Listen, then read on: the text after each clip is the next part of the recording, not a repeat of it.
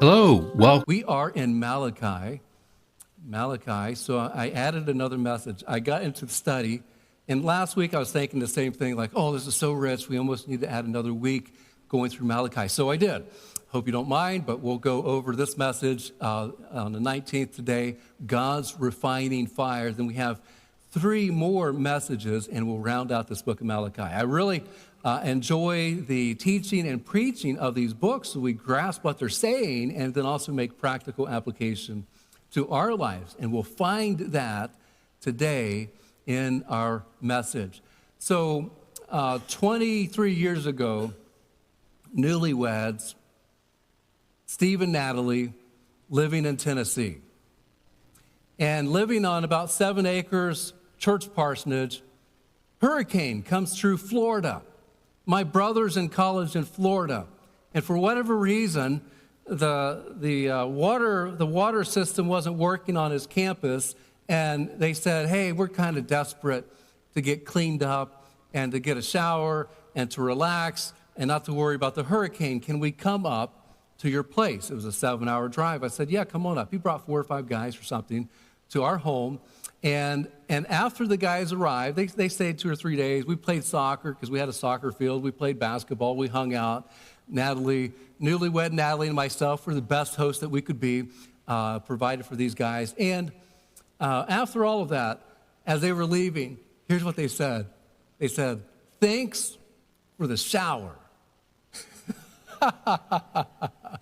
Thanks for the shower. You know, getting clean is a good thing. And we're going to find that God uses a word for soap, and then he also talks about a refining fire, about cleaning people up in our passage here today.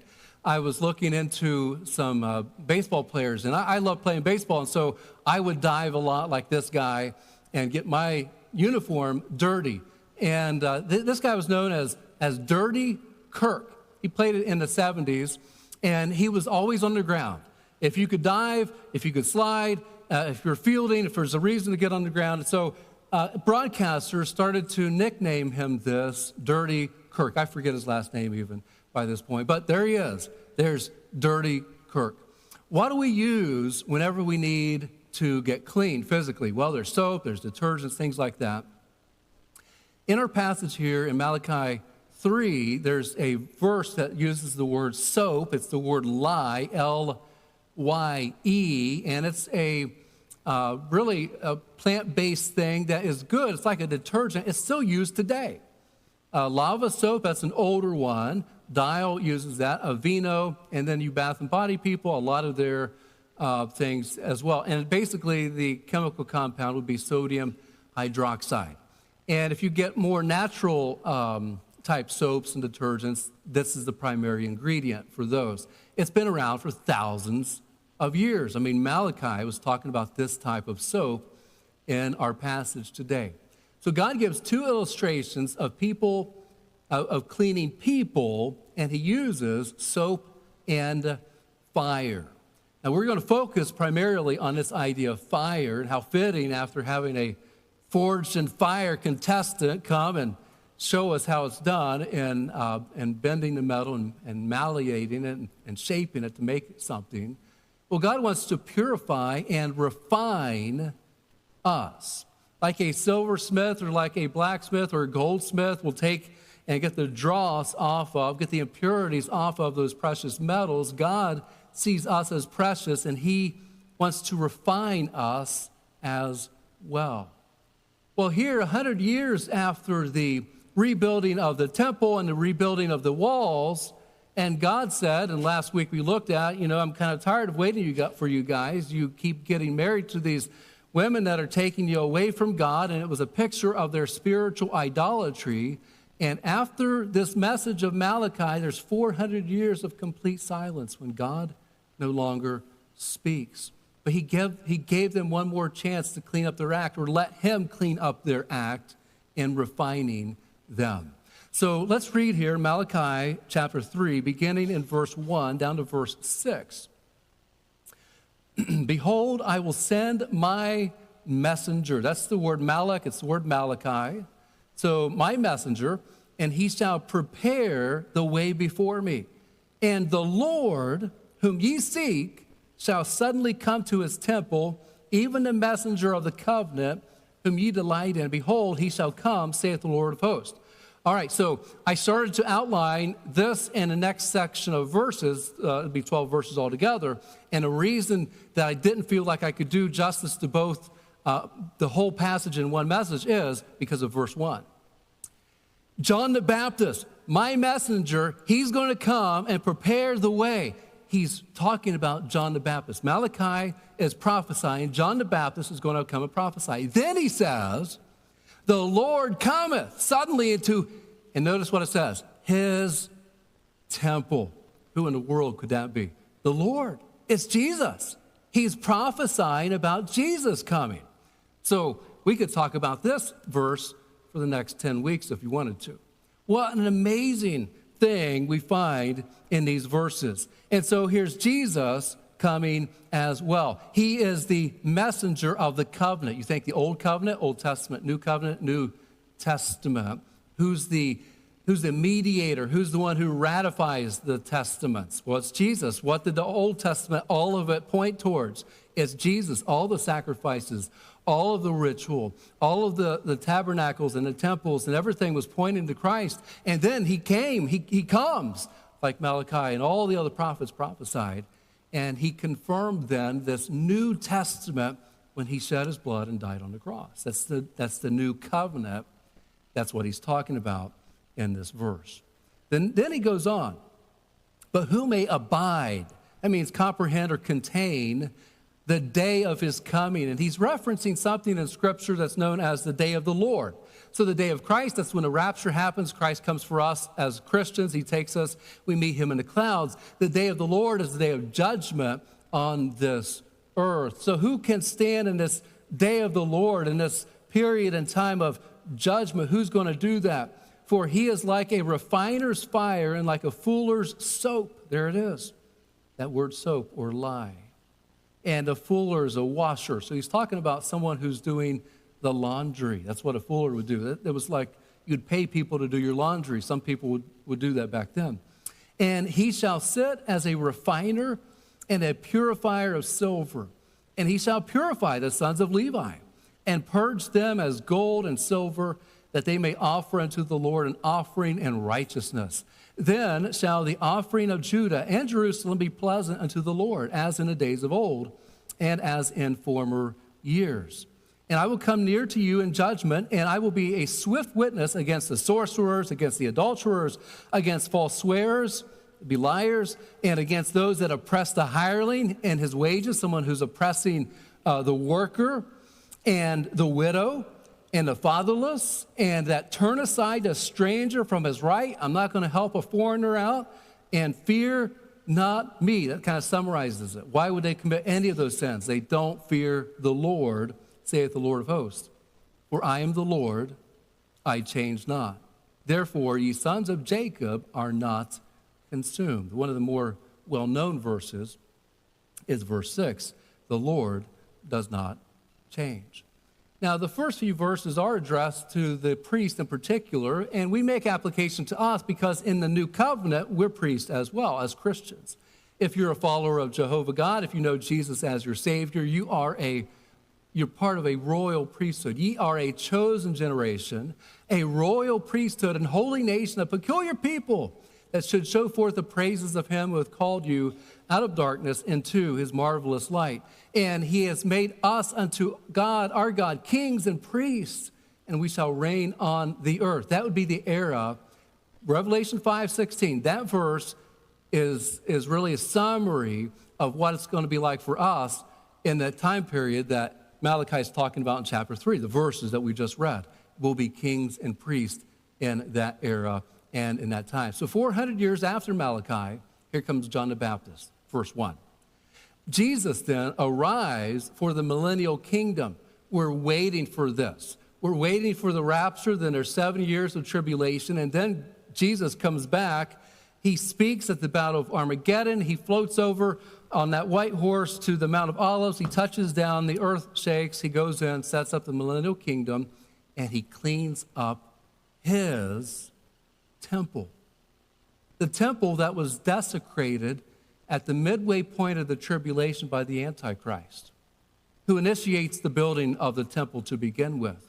And it's right there on Mount Moriah. It's there on the Temple Mount. That's where I believe that would be. And so Jesus comes and cleans house once again. Now, Malachi essentially skips over the church age, but for Christ to come the second time, we can infer that he comes the first time, and we know that as well. So what temple and what time?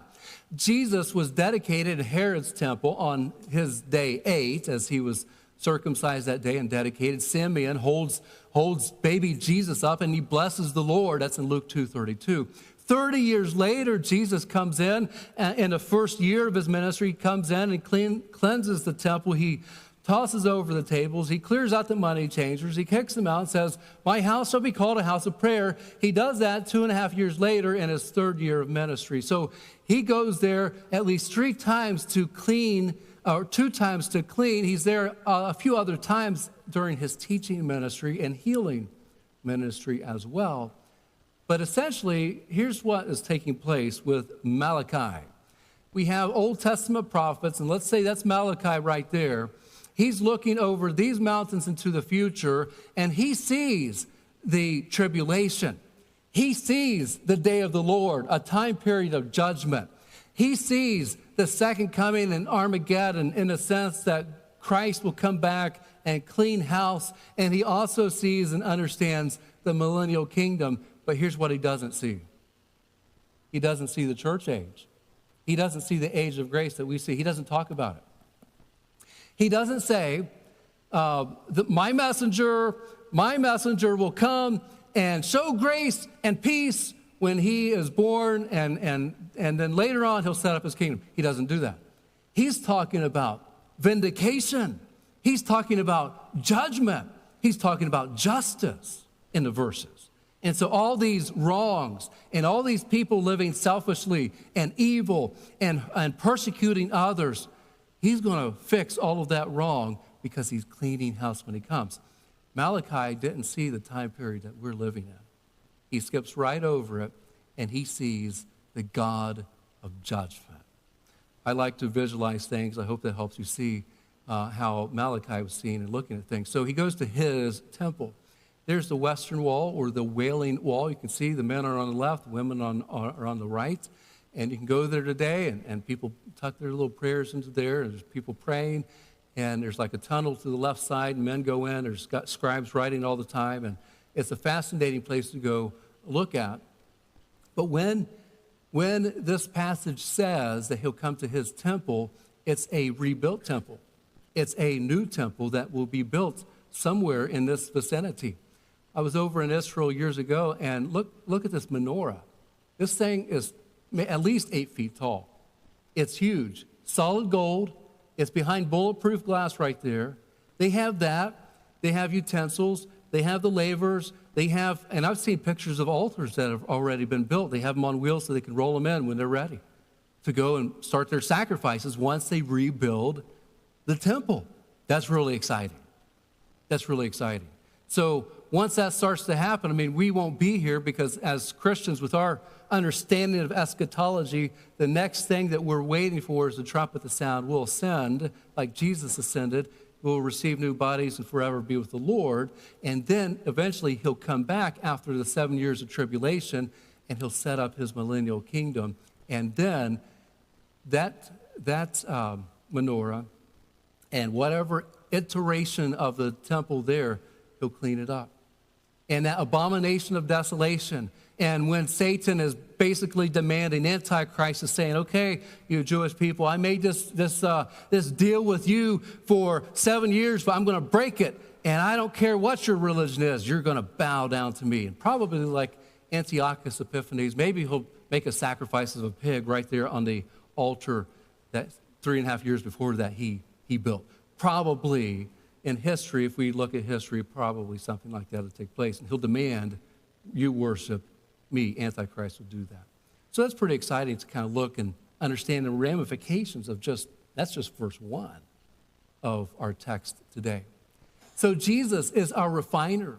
And when there's times that we're being refined, he either permits it or programs it. It's either like Job and we're being accused by Satan. And well, if you do this to Job, Satan says, if you do this, he's going to curse you and he's going to abandon you. It could be a test like that, or it could be that God has programmed it and not only allowed it, but he's having it happen in our lives to shape us, to make us, to mold us, to refine us, to purify us. And so Jesus continues to refine us today. He's going to do it in the future, like this text says. We see it throughout history, Old and New Testament, and in our lives today, God can purify us. Now, Malachi is referring to a metallurgical process known as cupellation, and it's a refinement of silver which required exposure to exposing the ores to high temperature. We get the idea. That's what this is. And basically, it would pour into a clay or an ashen made type a bowl or vessel or whatever they want the shape to turn out to be, then they would break that off and there's your design. That's what they would do whenever they would make idols or bowls or different things for the temple as well. The word borat is used. That's the term here for the lye. It's not connected to the word borax. We hear borax today sometimes for an odor cleanser. It's a different etymology of word, similar idea, but they're not connected or related. The one that Malachi was talking about comes from an ice plant found in Mesopotamia, and it was one that would have been known and used as a laundry detergent in that world. So whether it's soap or a fire, we need to let God refine us. Because God does not change, but is faithful to his covenant. That's why Israel survived. That's why they've survived all this time. That's why there's still a people that are Hebrews today. And so should Christians support Israel? This is a good question, valid question here today. Should Christians support Israel? Now, people look at this and have a lot of different viewpoints, and sometimes their viewpoints are informed, sometimes they're not informed. But when God made his promise to Abraham, there were two promises there. It was for the people, like physical people themselves, and for the land, like the geographic location. He didn't promise like a democracy called Israel, like a state of Israel. There's a monarchy of Israel. Think about Saul and David. And before that, there was a theocracy of Israel. And so what's Jesus going to rule whenever he comes back? Well, it's got to be a theocracy. It's got to be a theocracy when he comes back for the millennial kingdom, because he's going to rule and reign. So here's the deal. When people say, I support Israel, sometimes they mean I support the Hebrew people. Sometimes they mean I support the idea of this is their land. And other times, for some of them, they would say, I mean by that, I support the state of Israel, like their government. The promise is actually just confined to the people and the land. So you hear people, I would ask them, if you're talking to somebody, so what are you talking about exactly when you say that? I think that kind of clarifies anything. For me, it's a very clarifying idea or thought. So should you support Israel? Sure. Support the people. Support the idea of this is their land. And let me show you something from the Bible. This is in Genesis 15:16. In the same day, the Lord made a covenant with Abraham, saying, unto thy seed have I given this land from the river of Egypt into the great river, the river Euphrates. Wait a minute. Are they anywhere close to Iraq? Well, they're in the Middle East, but is their land mass anywhere close to it? Check it out. This is what it would look like. Now, when God told him that, the Euphrates cuts over here really far. So I don't know if God meant, okay, here's the river of Egypt right there. All of this space, either to here, closest denomination would be right there, or all the way over to here. The Euphrates River runs at that angle right through there. The answer to that, I don't know. I don't know, but I do know they don't have near the space that God promised, and they never have. They didn't during the successful campaigns of David. They did not have during the amazing large rule of Solomon, times of peace and really great prosperity. They've never had the entire land. So this prophecy of Genesis is yet to be fulfilled. Really something to think about and to consider today. So 400 years after Malachi, The people of the millennial kingdom are changed when Jesus comes and reigns, and he purifies and refines us today. So during the millennial kingdom, people are still people. They're still sinful. He rules and reigns, with his rod of iron, the Bible talks about. But after 1,000 years, we could go back to that chart even, after 1,000 years, there's an uprising.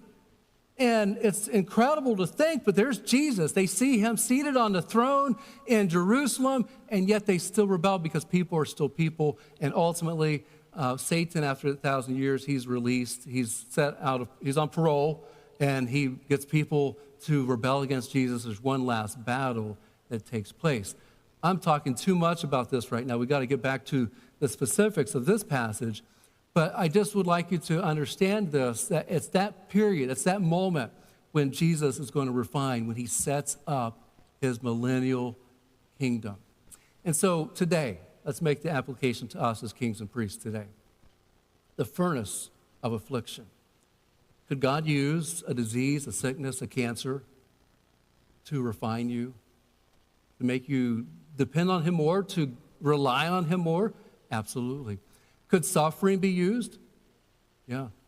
We have people suffering right now. Maybe you're suffering through something and you're not sure what to do. Maybe you lost, and you lost a loved one, or you lost something in your life, and it's a furnace that you're going through, like Job when he lost his children. Could be persecution.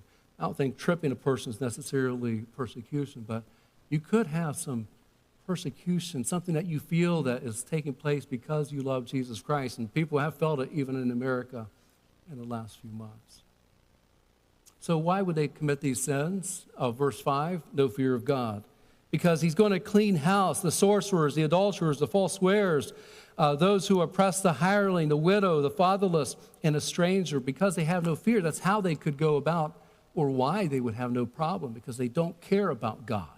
That could be true for us. That's true of our society today. Why does a person do what they do? Why do they say what they do? Why do they hurt other people like they do? They don't care about God. There's not a fear of God in their eyes. What is a fear of God? It's an awe-inspiring reverence. Proverbs says, then shalt thou understand the fear of the Lord and find the knowledge of God. Let us hear the conclusion of the whole matter. Fear God, keep his commandments, for this is the whole duty of man. I love that verse, one of my favorites. So let's fear the Lord. Let's have this awe and wonder of our God, and that would change when we assess who he is. That changes who we are and what we do and how we think through our choices and our decisions. Job understood this. He replied to the guys that were telling him just to give up and, you need to assess your life. He said this, unto man, he said, unto man, he said, behold, the fear of the Lord, that is wisdom. That is wisdom, and to depart from evil is understanding. We get educated with a lot of knowledge. All schools give knowledge. Not all schools give wisdom. Wisdom is the practical application of knowledge, and you can be as smart as you want to be with knowledge, or with knowledge, but you're not really wise unless it starts with a perspective of God and knowing the Lord. So let's let God refine us. Now that kind of sounds very lofty. Like, okay, God, I'm going to let you refine me. He may put you in a furnace whether you like it or not. But then how do you respond to that? Lord, I am submitting. I am yielding. I'm going through this trauma. I'm going through this difficulty. I'm going through this thing. It's way too big for me, and I feel that you're using it. I can either get bitter or I can get better through this scenario that I find myself in. So how do you let God refine you? Number one would be to bow to God. In verse 2, who may abide in the day of his coming? Who shall stand when he appeareth? Well, the answer is only a proud, arrogant fool.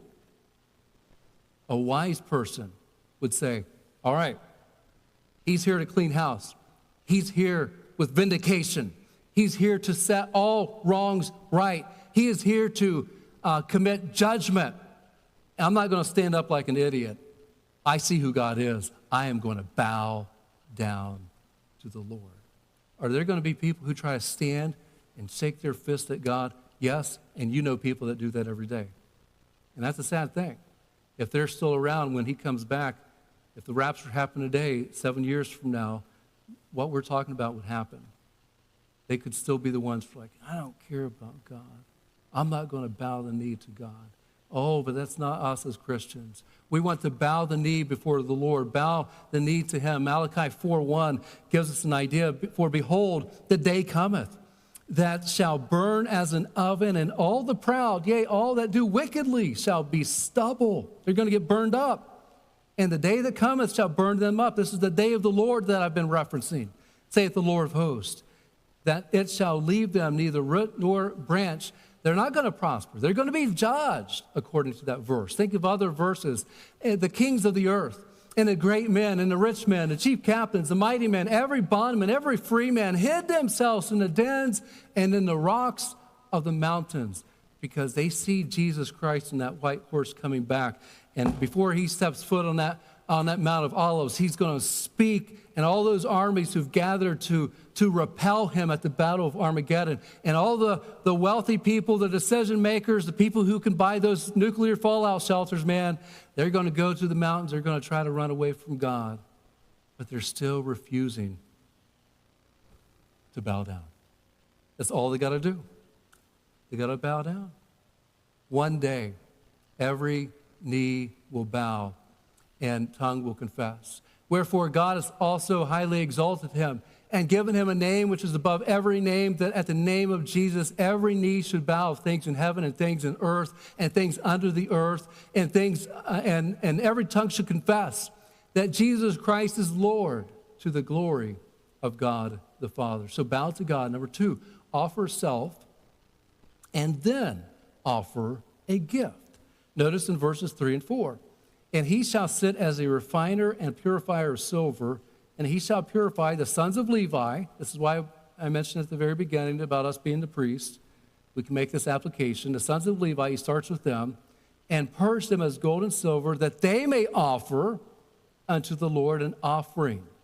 The word offer there is a word which means to draw near or to get close. If you're going to take a physical sacrifice to God in the Old Testament, you would have to go close to the place where he was manifested or represented. That would be the altar at either the tabernacle or the temple. So I'm going to get close. I'm going to draw nigh. I'm going to get closer to where God is, and then I can give my offering. So I'm going to offer.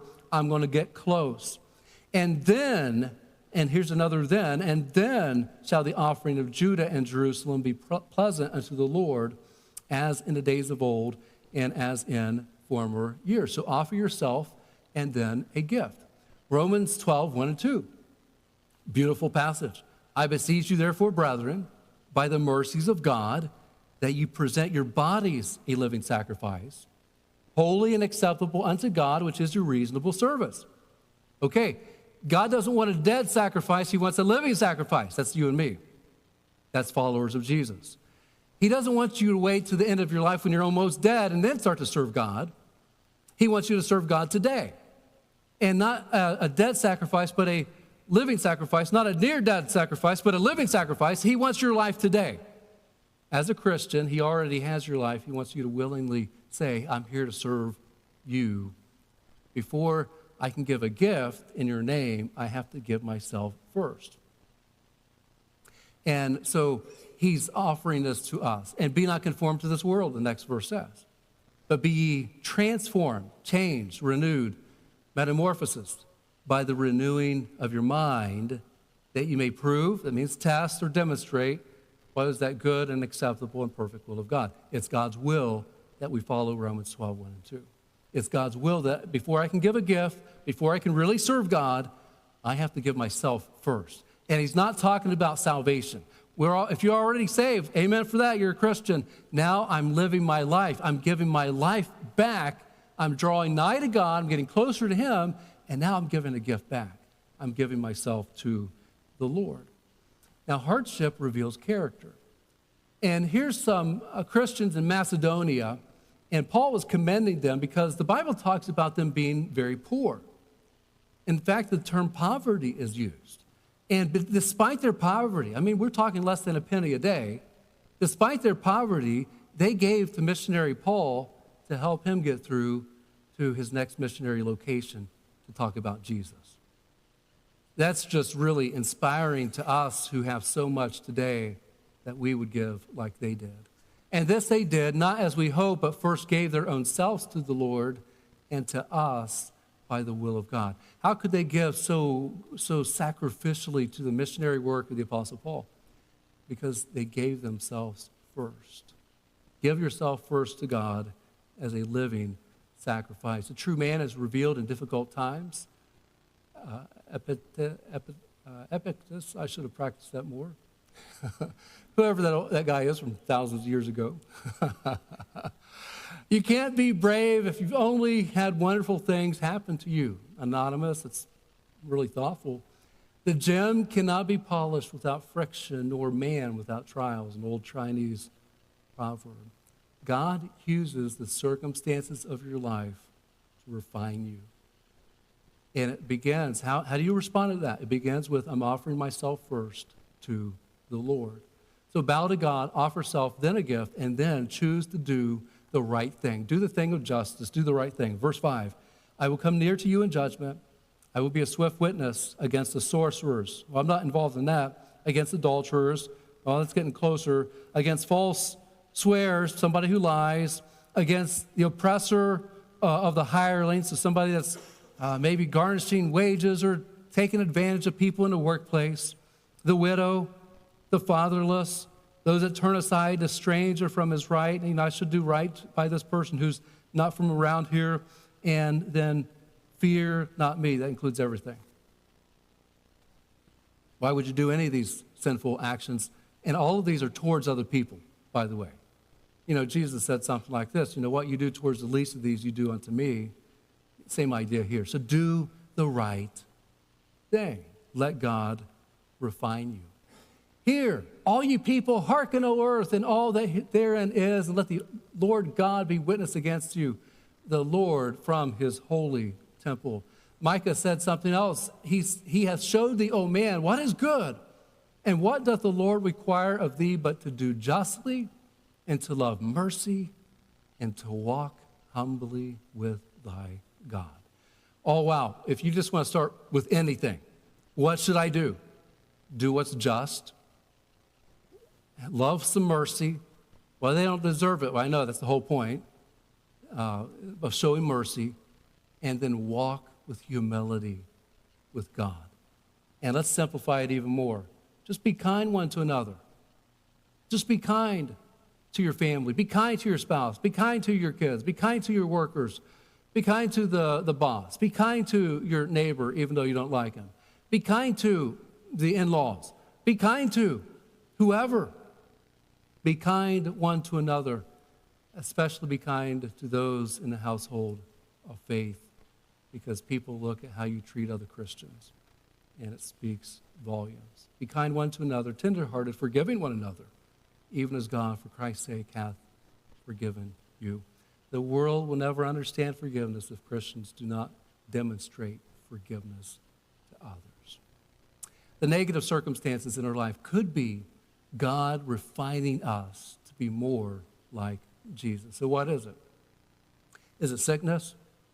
More than a fever? Is it sickness? Is it some disease? Is it some condition, something that you're working through? Maybe it's chronic. Maybe it's something that you've had all of your life. Maybe God is using that to refine you. Paul even prayed about his physical condition. Like I prayed a lot about it. I prayed 3 times. God wouldn't remove it. I still have it. God was using that to refine the Apostle Paul. Maybe it's heartbreak. Maybe a divorce could refine you. Maybe a breakup with someone that you're dating. Something like this could rock your world, make you reassess my life, my priorities, my walk with God. Maybe you're at a crossroads and it's a workplace. Maybe you lost a job and you're like, man, I don't know. I trained for this.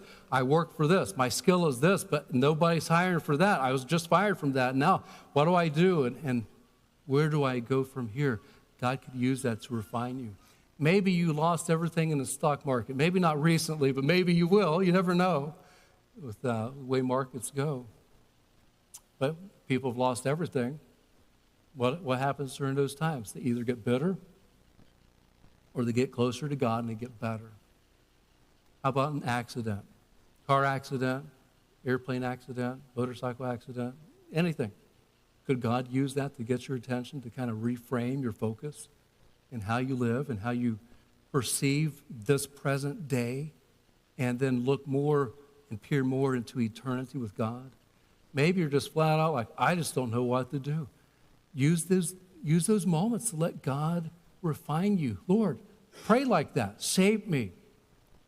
Examine my heart. David said that. Lord, see if there be any wicked way in me. Help shape me during this moment so I know what to do. Refine me, clean me up, and then point me in the right direction. I'll go. You know, sometimes it takes a long time. I heard somebody or read somebody say something like this, change, like maybe it doesn't happen overnight. Like, I'm not changing overnight, but listen, you can change your direction overnight.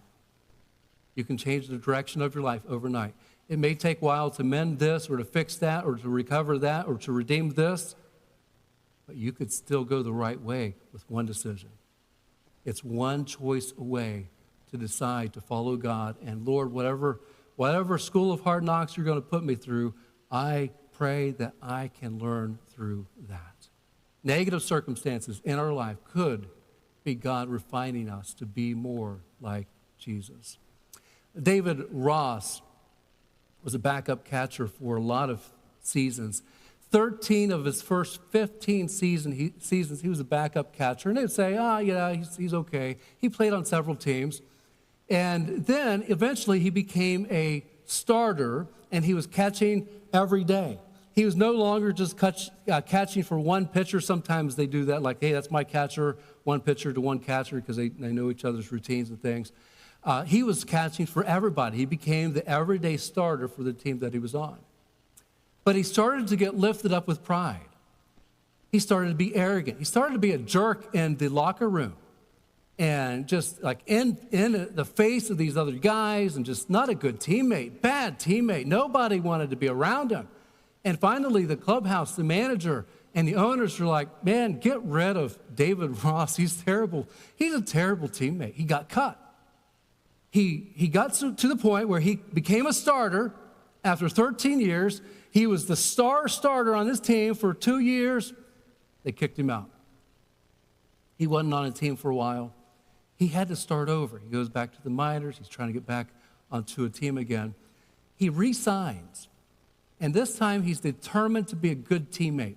The Atlanta Braves that year needed another catcher, and so they had him come to spring training. He came, and he walked around the locker room, the clubhouse. And he had like this whiteboard, and he had every teammate on that team. There'd be a lot of them. I don't know how many, 40 or so. There's a lot of guys in there. And he had them write, what's 3 characteristics of a good teammate? He surveyed them. What's 3 characteristics? If you wanted to be a good teammate, what would you look for? Give me 3 words of what a good teammate is. And then he kind of narrowed all those down, because a lot of those repeat things, and he narrowed it down to what he wanted to be as a good teammate. A few years later, he won the World Series. Starting catcher. They called him Grandpa Ross. He was old man by that point. But he was catching. Not only did he win with this team, the Red Sox, but a couple years later, he went over to Chicago. And by the way, that was back when they had their droughts, like they were never winning the World Series. He helped the Red Sox win their World Series, and a few years later, been like 100 years, since the Cubs won, and they won their World Series. And here's what he said.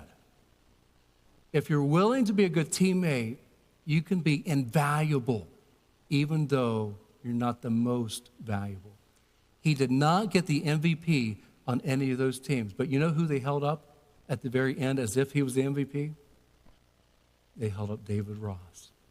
They carried him off the field because he was such a positive and encouraging and a helpful voice, mentoring those young guys, being a good teammate. And we can learn something from David Ross. What a good example of going to the woodshed, of having his attitude rearranged, of having his mind molded and shaped and refined. David Ross still doesn't do everything right, but he's a Christian man who loves Jesus, and he's an example to us today that we can be refined even today. God could use the negative circumstances, and this seems like a watershed moment, a life-defining crisis. God can use that to make you more like Christ and to refine you. But we've got to submit to that. Otherwise, we'll just get bitter and we won't get better. Let's take a moment and give these decisions to the Lord. Thank you for listening to this Bible message today. What are the next steps? Well, if you have Bible questions, want to know more about Christianity, or have some other question, please reach out to us. We'd be glad to provide a Bible answer to you. This ministry is pleased to come to you weekly, and it's only possible through your prayers and gifts. Thank you for your support.